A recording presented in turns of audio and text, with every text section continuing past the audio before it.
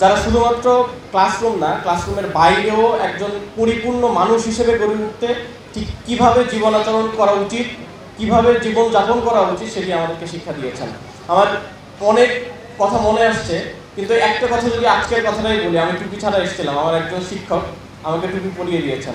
এই যে এটা ক্লাসরুমের বাইরের একটা বিষয়, যে বিষয়টা আসলে তিনি না করলেও পারতেন, কিন্তু শিক্ষক সুলভ যে আচরণ, তাদের যেই একজন আদর্শ মানুষ হিসেবে গড়ে ওঠার জন্য যে কী ধরনের জীবন যাপন করতে হয় সেটা শেখানোর যে প্রচেষ্টা, সেই প্রচেষ্টাটা তারা রেখেছেন আমার জন্য সবসময়। এজন্য তাদের প্রতি কৃতজ্ঞতা জানাচ্ছি। প্রিয় উপস্থিতি, আমরা জানি যে জয়পুরহাট একটি ছোট জেলা। এখানে যে শিক্ষার পরিবেশ, সেই শিক্ষার পরিবেশ আমি যতটুকু দেখেছি যে করোনা পরবর্তী সময়ে শিক্ষার পরিবেশ খুব খারাপভাবে নষ্ট হয়েছে, এবং এটির জন্য দায়ী সামগ্রিকভাবে আমরা সবাই।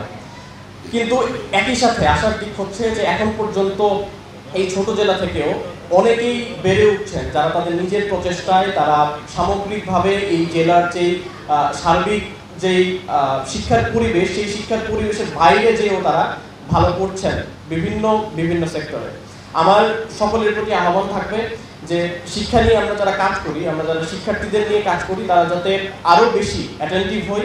আমরা যারা শিক্ষার্থীরা আছি তাদেরকে একটা কথা মনে রাখা দরকার যে আমার যে দায়িত্ব, এই দায়িত্বটা যদি পালন করি, অন্যদের যে দায়িত্ব, সেই দায়িত্ব এমনিতে পালিত হয়ে যাবে।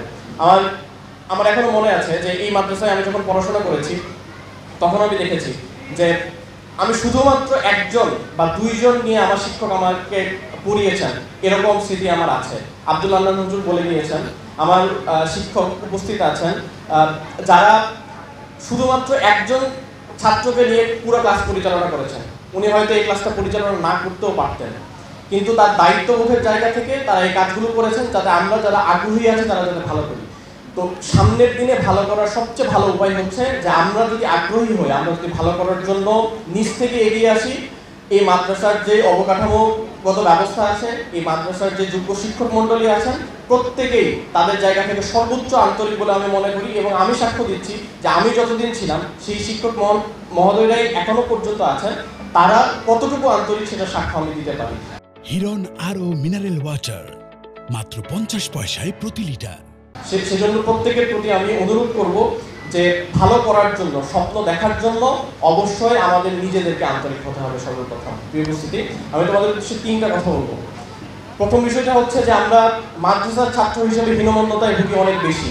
আমরা মনে করি যে আমাদেরকে দিয়ে কোনো কাজ করা সম্ভব নয়, কিন্তু এটা প্রমাণিত হয়ে গিয়েছে যে বাংলাদেশের সমস্ত সেক্টরে আমরা ভালো করছি, ভালো করার সুযোগ আছে। আমরা যে কোনো জায়গায় থাকি না কেন, আমাদের যদি নিজস্ব চিন্তা থাকে, নিজস্ব বড় হওয়ার যদি আকাঙ্ক্ষা থাকে, আমরা যদি বড় স্বপ্ন দেখতে পারি, তাহলে অবশ্যই সম্ভব আমার নিজেকে তৈরি করা। এবং যে কোনো পরিসরেই থাকি না কেন, আমি যে কোনো শিক্ষা প্রতিষ্ঠানেই পড়ি না কেন, অবশ্যই আমার নিজের বড় হওয়াটা সম্ভব। একই সাথে আমরা বলতে চাই যে এই শিক্ষা প্রতিষ্ঠানের আলাদা একটা গুরুত্ব আছে। আমি ঢাকা বিশ্ববিদ্যালয়ে পড়াশোনা করেছি, এই প্রতিষ্ঠানে পড়াশোনা করেছি, কিন্তু এই প্রতিষ্ঠানের আলাদা একটা গুরুত্ব আছে। এই প্রতিষ্ঠান প্রতিষ্ঠিত হয়েছিল 1918 সালে। আমার পূর্বে মাহমুদুর বলে গিয়েছেন যে ঢাকা বিশ্ববিদ্যালয় প্রতিষ্ঠিত হয়েছিল এই অঞ্চলের যে অবহেলিত মানুষ, সেই অবহেলিত মানুষের স্বার্থ রক্ষার জন্য। ঠিক তারও আগে কারা চিন্তা করে 1918 সালে এই ধরনের একটা মাদ্রাসা প্রতিষ্ঠা করবেন, সেটা আমাদের চিন্তা করা দরকার। আমাদের চিন্তা করা দরকার যে শিক্ষা ব্যবস্থা নিয়ে আসলে কারা আগে থেকে চিন্তা করেছেন। মাদ্রাসা শিক্ষা ব্যবস্থার যে আলাদা গুরুত্ব, সেই আলাদা গুরুত্ব যেহেতু আমরা হারিয়ে ফেলছি বা এটাকে অগুরুত্বপূর্ণ মনে করছি, আমি মনে করি যে এটি বাংলাদেশের জন্য একটি অশনি সংকেত।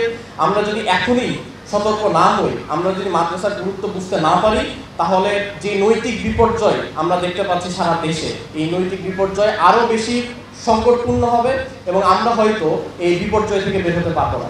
এই কারণে প্রত্যেকের ভিতরে একটা প্রবণতা লক্ষ্য করা যায় যে আমরা মাদ্রাসার যে পড়াশোনা, সেই পড়াশোনাকে আমরা অবহেলার চোখে দেখি।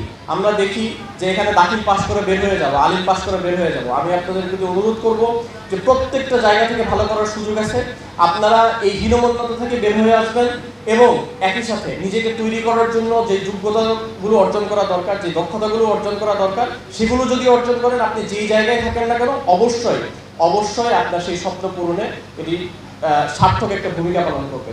একই সাথে যে কথাটি আমি বলছিলাম যে মাদ্রাসা শিক্ষা ব্যবস্থার যে আলাদা একটা গুরুত্ব, এই গুরুত্বটা যাতে সর্বপ্রথম আমরা উপলব্ধি করি এবং একই সাথে দৃঢ়তার সাথে সাহসিকতার সাথে যাতে মাদ্রাসা শিক্ষা ব্যবস্থার এই গুরুত্বটা সবার কাছে পিচ করতে পারি, আমরা সবার কাছে প্রচার করতে পারি, এই আহ্বান আপনাদের প্রতি থাকবে। প্রিয় উপস্থিতি, আমি আপনাদের কাছে দোয়া চাই বিভিন্ন কারণে। প্রথম কারণ যেটা, সেটি হচ্ছে যে আমরা যেই জায়গায় আছি সেই জায়গা থেকে পদস্খলন হওয়াটা খুবই স্বাভাবিক, এবং এই জায়গায় অনেক বেশি প্রলোভনের জায়গা, অনেক বেশি নষ্ট জায়গা আমি বলবো, যে জায়গা থেকে আসলে অনেক খারাপ কিছুর সাথে জড়িয়ে যাওয়া সম্ভব, অনেক ভালো কিছুও করা সম্ভব।